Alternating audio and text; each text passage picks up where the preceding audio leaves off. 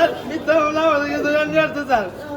এই যে দুই বিয়ে হলে আমাদেরকে রিমান্ডে নিয়ে স্যার, আমার শিশুর সন্তান না স্যার, এতে পারে স্যার। আমরা কোনো দরিদ্র নাই স্যার, আমাদেরকে অনেক আমরা এলাকায় ছিলাম স্যার, আমাদেরকে তৈরা স্যার নিয়ে আসা অনেক করে আমাদেরকে এখানে স্যার ঢুকাই দিন স্যার। আমরা এটাতে সুদা পরিমাণ কোনো সম্পৃক্ত নাই স্যার। আমার নাম মোহাম্মদ রিদু ইসলাম, আমি এখানে স্যার চা দোকানদারি করে খাইতাম স্যার।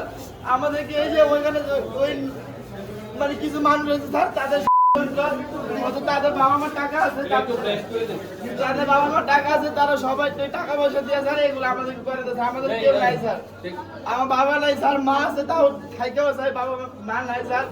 আমার শিশুর সন্তান আমার ওয়াইফ আমরা বসবাস করি স্যার।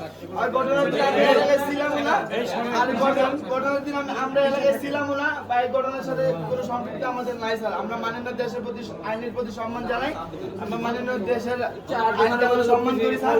আমাদের সত্যি যে বিচারটা ন্যায় বিচারটা আমরা এই দেশের আইনের কাছে চাই স্যার। যারা সত্যি যারা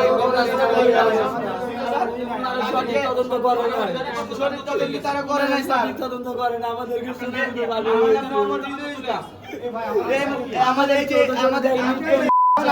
বলবো স্যার, আবার আমাদেরকে অনেক পরিমাণ করা হবে স্যার। আমাদেরকে এই এলাকায় যে হাতে দাগ আছে দেখেন, এই যে দাগ দেখেন, আমাদেরকে